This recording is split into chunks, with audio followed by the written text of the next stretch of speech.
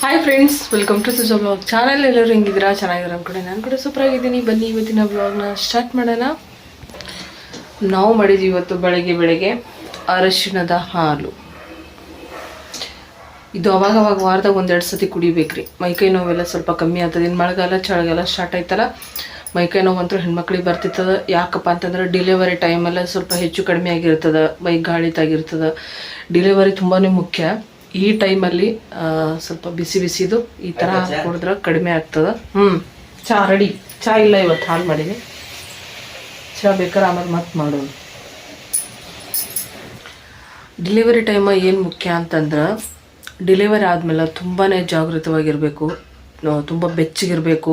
ನಮಗೆ ನಾವು ಭಾಳ ಸೇಫ್ಟಿಯಾಗಿ ನೋಡ್ಕೋಬೇಕು, ತುಂಬ ಹುಷಾರಾಗಿರಬೇಕು. ಆವಾಗ ನಾವು ಚೆಂದಾಗಿದ್ವಿ ಅಂದರೆ ಡೆಲಿವರಿ ಆದಾಗ ಮುಂದೆ ನಾವು ಆರಾಮಾಗಿರ್ಬೋದು. ಡೆಲಿವರಿ ಆದಾಗ ಏನಾದರೂ ಸ್ವಲ್ಪ ಹೆಚ್ಚು ಕಮ್ಮಿ ಐತಂದ್ರೆ ಮಳೆಗಾಲ ಇಷ್ಟು ಚಳಿಗಾಲದಲ್ಲಿ ಮೈಕೈ ನೋವು ಸ್ಟಾರ್ಟ್ ಆಗ್ತಾವೆ ನೋಡ್ರಿ. ಹಂಗೆ ನಾನು ತುಂಬ ಇದ್ದೀನಿ ಅನ್ನೋದಕ್ಕಿಂತ ನಮ್ಮ ಭಾಳ ಹುಷಾರಾಗಿ ನೋಡ್ಕೊಂಡಾಗ ನಮಗೆ ಅಷ್ಟೊಂದು ಏನಿಲ್ಲ. ಆದರೆ ಈಗ ನನಗೇನು ಹುಷಾರಿರ್ಲಿಲ್ಲಲ್ಲ, ಏನು ಹೊಟ್ಟೆ ತೊಳೆದ್ರಲ್ಲ, ಅದಾದಮೇಲೆ ನನಗೆ ಈ ಮೈಕೈ ನೋವು ಸ್ವಲ್ಪ ಸ್ಟಾರ್ಟ್ ಆಗೈತಿ. ನನಗೆ ಅದಕ್ಕಿಂತ ಮುಂಚೆ ಮೈಕೈ ನೋವು, ಸೊಂಟ ಅನ್ನಿಸೋದು, ಕಾಲು ನೋವು ಅದು ಯಾವುದೂ ಇರಲಿಲ್ಲ. ಕೆಲ್ಸಕ್ಕೆ ಹೋಗೋ ಟೈಮಲ್ಲಿ ಸ್ವಲ್ಪ ಹೊಲ್ದು ಕಾಲು ನೋಸ್ತಿದ್ದು ಅಷ್ಟೇ. ಅದ್ರ ಬಿಟ್ಟರೆ ಬೇರೆ ಏನೂ ಇರಲಿಲ್ಲ. ನಂಗೆ ಆರಾಮಾಗಿದ್ದೆ. ಈ ಹೊಟ್ಟೆ ತೊಳೆದ್ಮೇಲೆ ಬರೋದೆಲ್ಲ ಬಂದುಬಿಟ್ಟಂಗೆ ಆಗೈತೆ ನನಗೀಗ. ಅದಕ್ಕಿಂತ ಜಾಸ್ತಿ ಏನಂದ್ರೆ ಕಾಲು ಸಿಕ್ಕಾಪಟ್ಟೆ ಅನ್ನಿಸ್ತಾವೆ ಒಂದು. ಆಮೇಲೆ ಏನಾದ ಸ್ವಲ್ಪ ಬೆನ್ನು ನೋವು ಜಾಸ್ತಿ ಆಗೈತಿ. ಹೊಟ್ಟೆ ತೊಳೆದ್ಮೇಲೆ ಬೆನ್ನು ನೋವು ಜಾಸ್ತಿ ಆಗೈತಿ. ಈ ಜುಬ ನುಸ್ಸೋದು, ಈ ಬೆನ್ನುಗಳು ನುಸ್ಸೋದು ಜಾಸ್ತಿ. ಹಾಗಾಗಿ ಸ್ವಲ್ಪ ಅವಾಗವಾಗ ವಾರದಾಗ ಒಂದೆರಡು ಸತಿ ಕುಡಿಯೋ ರೂಢಿ ಮಾಡ್ಕೊಂಡಿದ್ದೀನಿ. ಆರಾಮ್ ಅನಿಸ್ತದೆ ಅಷ್ಟೇ, ಪರ್ಮನೆಂಟ್ ಏನು ಕಮ್ಮಿ ಆಗಲ್ಲ. ಸದ್ಯಕ್ಕಾದ್ರೆ ನಮಗೊಂದು ಔಷಧಿ ಬೇಕಲ್ಲ. ಗುಳಿಗೆ ತೊಗೊಂಡೆ, ಔಷಧಿ ತೊಗೊಂಡೆ, ಅದು ಎಲ್ಲ ಮೆಡಿಷನ್ ಮಾಡ್ಕೊಂಡ್ವಿ ಅಂದ್ರೆ ಇನ್ನೂ ಮತ್ತೆ ಬಾಡಿ ಅಗ್ಲಾಗ್ತಾ ಬರ್ತದೆ, ಸಿಂಟ್ಯಾಕ್ಸ್ ಥರ. ಆ ಥರ ಮಾಡ್ಕೊಳ್ಳೋದು ಬೇಡ ಅಂತ ಈ ಥರ ಹಾಲುಗಳನ್ನ ಮಾಡಿಕೊಂಡು, ಮನೆ ಮದ್ದುಗಳನ್ನ ಮಾಡಿಕೊಂಡು ಸ್ವಲ್ಪ ಹಂಗೆ ನಮ್ಮ ಆರೋಗ್ಯ ನಾವೇ ನೋಡ್ಕೋಬೇಕಷ್ಟೆ. ಕಸ ಎಲ್ಲ ಹುಡುಗಿನಿ, ಎಲ್ಲ ಕೆಲಸಗಳನ್ನ ಸ್ವಲ್ಪ ಮುಗ್ದವ. ಆದರೂ ಬಾಂಡೆ ಇಟ್ಟಿನ ಸಿಂಕ್ನಾಗ ಬಾಂಡೆ ತೊಳಿಬೇಕು. ನನಗೆ ಕೆಟ್ಟ ಬೇಸರ ಆಗೈತ್ರಿ ಬಾಂಡೆ ತೊಳೆಯೋದಂದ್ರೆ. ನನಗೇನು ಅನ್ಸಕತ್ತೈತೆ ಗೊತ್ತಾನೀಗ, ಒಟ್ಟು ಹೆಂಗಿರ್ಬೇಕು ಅನ್ಸಕತ್ತದಂದ್ರೆ, ಏನೂ ಕೆಲಸ ಮಾಡಬಾರ್ದು. ಬಾಂಡೆ ತಿಕ್ಕಬಾರ್ದು, ಕಸ ಹುಡುಕ್ಬಾರ್ದು, ಒಟ್ಟು ಟೋಟಲಾಗಿ ಏನು ಕೆಲಸನೇ ಮಾಡಬಾರ್ದು. ಸ್ವಲ್ಪ ದಿನ ಅಷ್ಟೇ ಬೇಕಾಗೈತಿ.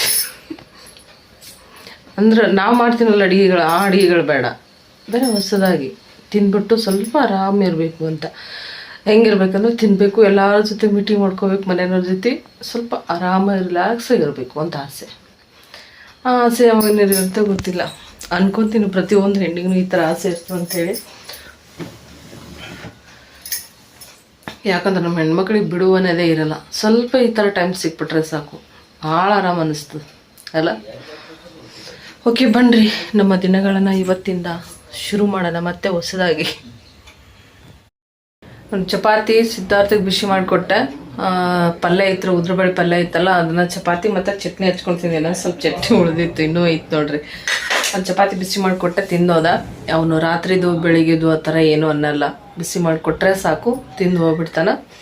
ಆದ್ರೆ ಗೊತ್ತಿಲ್ಲ, ಬೆಳಗ್ಗೆ ಬಿಸಿ ಮಾಡಿ ಒಟ್ಟು ಬಿಸಿ ಇರ್ಬೇಕು ಚಪಾತಿ, ಸ್ವಲ್ಪ ತಿನ್ನೋಕೆ ಇಷ್ಟಪಡ್ತಾನೆ. ಹಾಗಾಗಿ ಬಿಸಿ ಮಾಡಿಕೊಟ್ಟೆ, ತಿಂದೋದ. ಇನ್ನೊಂದು ಸ್ವಲ್ಪ ಎಲ್ಲ ಅಡುಗೆ ಮಿಕ್ಕೈತೆ ನೋಡ್ರಿ. ಈಗ ಇನ್ನೂ ಎಷ್ಟೆಲ್ಲ ಐತಿ. ಆಗಳ ಹಾಲು ಮಾಡ್ಕೊಂಡು ಕುಡಿದೆ. ಎಷ್ಟೇ ಹಾಲು ಕುಡೀರಿ, ಏನೇ ಕುಡೀರಿ, ಒಟ್ಟು ಚಹಾ ಕುಡ್ದಂಗೆ ಆಗೋದಿಲ್ಲ. ಚಹಾ ಕುಡಿಯೋ ಜೀವಕ್ಕೆ ಸಮಾಧಾನನೇ ಆಗಲ್ಲ. ಹಂಗಾಗಿ ಮತ್ತೆ ಚಹಾ ಕಿಟ್ಟಿನಿ.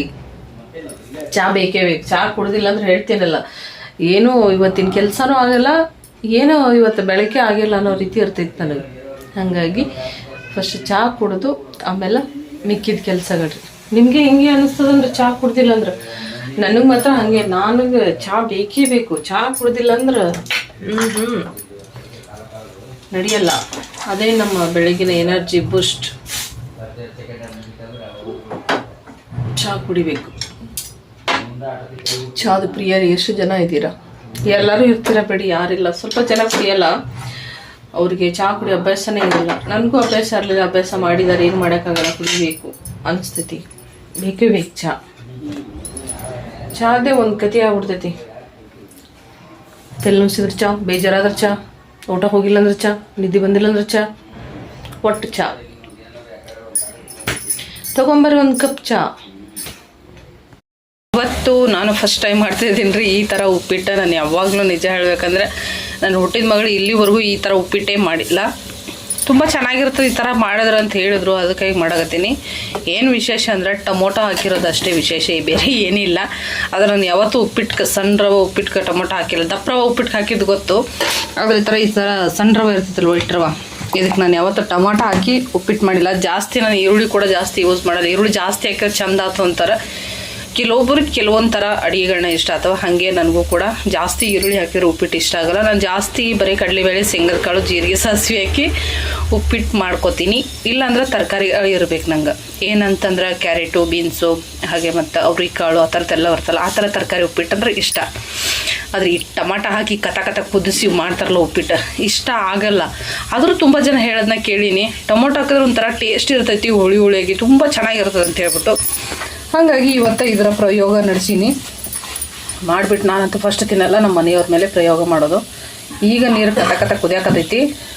ಹುರ್ಕೊಂಡಿರುವಂಥ ರವೆ ಹಾಕಿ ರವೆನ ಕುದಿಸ್ಕೋಬೇಕ್ರಿ. ನೀರು ನಮ್ಮ ಟೊಮೊಟೊ ಉಪ್ಪಿಟ್ಟಂದ್ರೆ ಈ ಥರ ರೆಡಿ ಆಗಕತ್ತೈತಿ. ನನಗೂ ಒಂದು ಕುತೂಹಲ ಐತಿ, ಪ್ಲೀಸ್ ಎಲ್ಲರೂ ಅರ್ಥ ಮಾಡ್ಕೊಳ್ರಿ. ಏನಂತಂದ್ರೆ ನೀವು ಯಾವ ಥರ ಉಪ್ಪಿಟ್ಟನ್ನ ಇಷ್ಟಪಡ್ತೀರಿ ಅಂತ. ಯಾಕಂದರೆ ಈಗಂತೂ ಯಾರಿಗೂ ಕೂಡ ಉಪ್ಪಿಟ್ಟಂದ್ರೆ ಇಷ್ಟನೇ ಆಗಲ್ಲ. ಅವಾಗ ನಾವು ಸಣ್ಣವರಿದ್ದಾಗ ನೋಡ್ತಿದ್ದಂಗೆ, ನಮಗೆ ತಿಳಿದಂಗೆ ಎಲ್ಲರೂ ಮದುವೆ ಮನೆಗಳದಾಗ ಉಪ್ಪಿಟ್ಟು ಮಾಡಿದ್ರೆ ಕ್ಯೂವಲ್ಲಿ ನಿಂತ್ಕೊಂಡು ಉಪ್ಪಿಟ್ಟನ್ನ ತಿಂದು ಬರ್ತಿದ್ರು. ಮದುವೆ ಮನೆಯವರು ಅಷ್ಟೇ ಅಲ್ಲ, ಊರವರೆಲ್ಲ ಹೋಗಿ ಹಂಗಿತ್ತು. ಉಪ್ಪಿಟ್ಟಂದ್ರೆ ಅಷ್ಟು ಅಪರೂಪ ಇರೋ ಥರ ಇತ್ತು. ಅವಾಗೆಲ್ಲ ಮನ್ಯಾಗ ಉಪ್ಪಿಟ್ಟು ವಾರಕ್ಕೆ ಒಂದೇ ಸತಿ ಮಾಡ್ತಿದ್ರು. ಈ ಉಪ್ಪಿಟ್ಟು ಅಂದ್ರೆ ಅಲರ್ಜಿ ಆಗಿಬಿಟ್ಟೈತಿ ಜನಗಳು, ಯಾಕಂದ್ರೆ ಸಾಕಷ್ಟು ಫುಡ್ಗಳೈತಿ ತಿನ್ನಕ್ಕೆ. ಹಂಗಾಗಿಬಿಟ್ಟು ಉಪ್ಪಿಟ್ಟಂದ್ರೆ ಒಳ್ಳೆ ಅನಿಸ್ತೈತಿ. ಅದರಲ್ಲೂ ಇನ್ನೂ ಸ್ವಲ್ಪ ಕೆಲವು ಜನ ಅದರ ಉಪ್ಪಿಟ್ಟು ಇಷ್ಟಪಡೋರು ಯಾರೆಲ್ಲ ಇದ್ದಾರೆ ಕಮೆಂಟ್ ಮಾಡಿ. ಆದರೂ ನನಗೆ ಈ ಉಪ್ಪಿಟ್ಟು ನೋಡಿದ್ರೇ ಇಷ್ಟ ಆಗಲಿಲ್ಲ. ನಾನು ಮಾಡೋ ಉಪ್ಪಿಟ್ಟು ನನಗೆ ಚೆಂದ ಅನ್ನಿಸ್ತು. ನಾನು ಮಾಡೋ ಉಪ್ಪಿಟ್ಟು ಈ ಥರ ಜಿಗಿಟ್ ಬರಲ್ಲ, ಈ ಥರ ಎಲ್ಲ ಕಾಣಲ್ಲ. ನಾನು ಮಾಡೋ ಉಪ್ಪಿಟ್ಟು ಒಂಥರ ಉದುರಾಗಿ ತುಂಬ ಚೆಂದ ಇರ್ತದೆ. ಇದು ನೋಡ್ರಿ ಹಿಂಗೆ ಜಿಗಿಟ್ ಅನ್ಸಾಕತ್ತೈತೆ ನನಗೆ. ಈ ಟೊಮೊಟೊ ಎಲ್ಲ ಹಾಕಿ ಮಾಡಿ ಗೊತ್ತಿಲ್ಲ, ನೋಡೋಣ ಇವತ್ತು ಟೇಸ್ಟ್ ಮಾಡೋಣ. ವೆರೈಟಿ ಅಡುಗೆ ಮಾಡಿದ್ರು, ನಾಷ್ಟ ಮಾಡಿದ್ರು ನಮಗೊಂಥರ ಇದು ಇಷ್ಟನೇ. ಏನಂದ್ರೆ ತಂಗುಡು ರೊಟ್ಟಿ ಪಲ್ಯ, ಉದ್ರಬೇಳೆ ಪಲ್ಯ, ನನಗಂತೂ ಈ ಥರ ಇಷ್ಟ. ಅದು ಮುಂಜಾನೆ ಆಗಲಿ ಮಧ್ಯಾಹ್ನ ಆಗಲಿ ಇಷ್ಟ ಇರೋದನ್ನ ತಿಂದ್ಬಿಡ್ಬೇಕು ಹಂಗೇನ. ಈ ಥರ ನನಗೆ ಊಟ ಇಷ್ಟ. ಅದು ನಾಷ್ಟದಕ್ಕಿಂತ ನನಗೆ ಊಟನೇ ಇಷ್ಟ.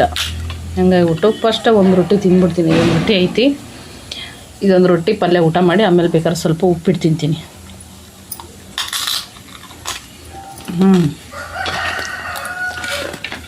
ಹಿಂಗೆ ಹೆಂಗಂದ್ರೆ ಈ ರೊಟ್ಟಿ ಕಟ್ಟಿ ರೊಟ್ಟಿ ಏನು ಇರ್ತೈತಲ್ರಿ, ಈ ಕಟ್ಟಿ ರೊಟ್ಟಿ ಮುರ್ಕೊಂಡು ಬಾಯಾಗಿ ಇಟ್ಕೊಂಡಾಗ ಒಂಥರ ಈ ಒಸಡಿಗೆ ಒಂದು ಚುಚ್ಚಿ, ಈ ಒಸಡಿಗೆ ಒಂದು ಚುಚ್ಚಿ, ಅಲ್ಲಿಗೆ ಒಂದು ಸಾರಿ ಚುಚ್ಚಿ, ಅದೇ ಒಂಥರ ಮಂದಿ ತಂಗುಳು ರೊಟ್ಟಿ ತಿನ್ನೋಕೆ. ತಂಗುಳು ರೊಟ್ಟಿ ತಿನ್ನೋ ಗಂಟ್ಲು ಏನಾರ ನೋವಾಗಿತ್ತ ಕಣ್ಣಾಗ್ತದ. ಹಂಗೆ ಮತ್ತು ಹಲ್ಲುಗಳು ಏನಾರ ತ್ರಾಸಿದ್ರೆ ಕಮ್ಮಿ ಆಗ್ತದ. ಹೊಸಡಾಗಿ ಏನಾರು ತೊಗಲು ಬಂದಿತ್ತಂದ್ರೆ ಅದು ಎಲ್ಲ ಕಡಿಮೆ ಆಗ್ತದೆ. ಇದು ಚುಚ್ಚಿ ಬ್ಯಾನಿ ಎಲ್ಲ ಕಮ್ಮಿ ಮಾಡ್ತದೆ.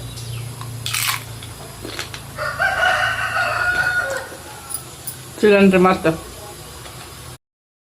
ಮಧ್ಯಾಹ್ನ ಅಡುಗೆಗೆ ಚಪಾತಿ ಮಾಡ್ದೆ.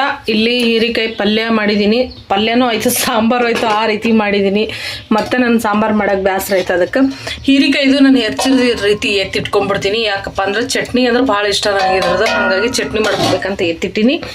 ಇಲ್ಲಿ ರೈಸ್ ಮಾಡೀನಿ. ಇವರಿಬ್ಬರು ಸಾಲಿನಿಂದ ಬಂದು ಊಟ ಮಾಡತ್ತಾರ. ಇನ್ನೊಬ್ಬ ಬಂದಿಲ್ಲ, ಅವನಿಗೆ ಇನ್ನೂ ಜ್ವರ ಕಡಿಮೆ ಆಗಿಲ್ಲ. ಯಾಕೆ ಎಷ್ಟು ಮಂದಿ ಆಗಿತ್ತಿಲ್ಲ ಇದು ಮಾತಾಡ್ರು. ಏನು ಮುಗ್ಲಿ ಊಟ ಮಾಡ್ತೀರಿ? ಪಾರ್ ತಪ್ಪಿಸ್ಕೊಂಡಿಲ್ಲ, ಅದಕ್ಕೆ ಜ್ವರ ಬಂದ ಆಗ್ತದ. ಅಷ್ಟು ಸಣ್ಣ ಆಗೈತಿ ನೋಡಿ ಪಾರ್. ಅದನ್ನು ಭಾಳ ಹೇಸಿದ್ದಂಗೆ ಐತಿ.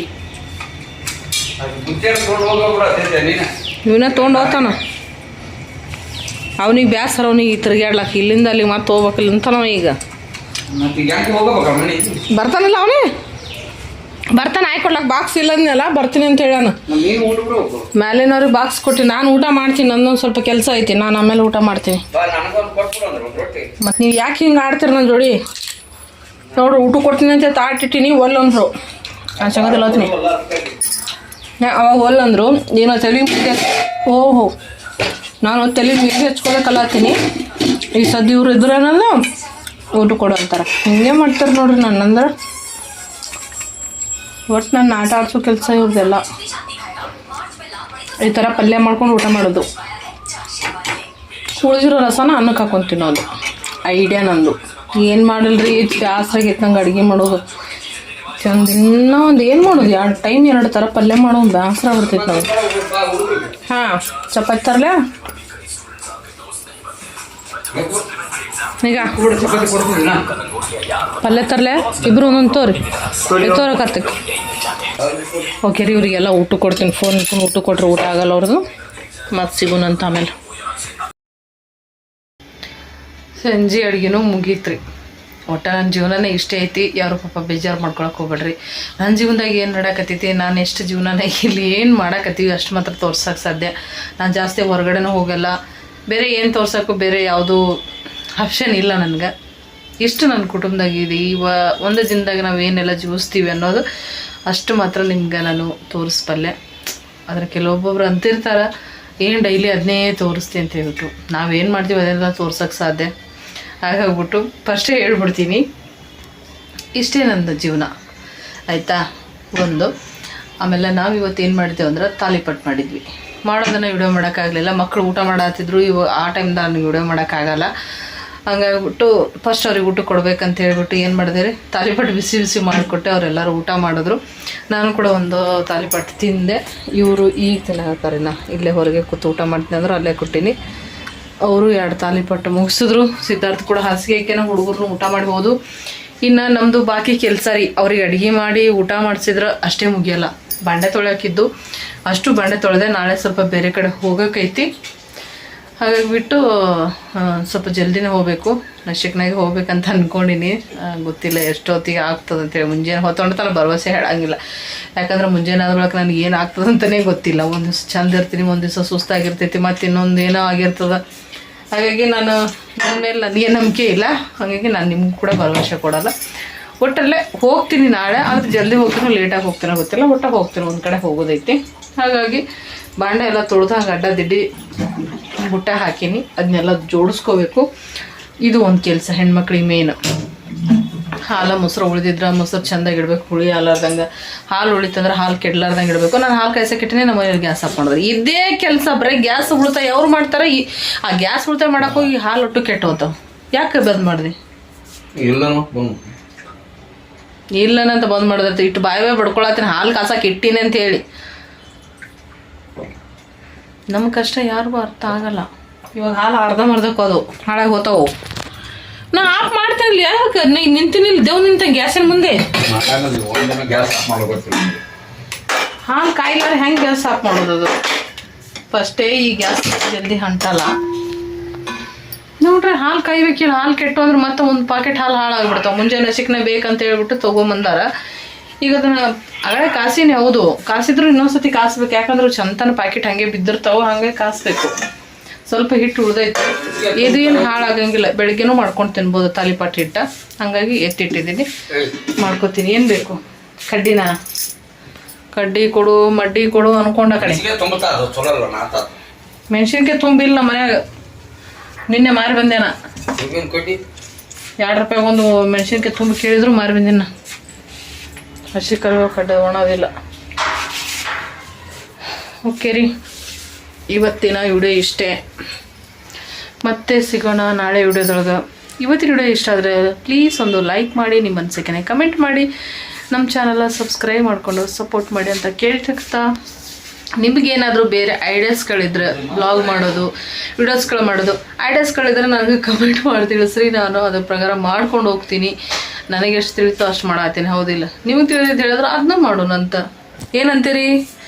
ಬಾಯ್ ಬಾಯ್ ರೀ, ನಮಸ್ಕಾರ ರೀ. ಮುಗೀತಿ ಇವತ್ತಿನ ದಿನ ಇಲ್ಲಿಗೆ ಎಂಡ್.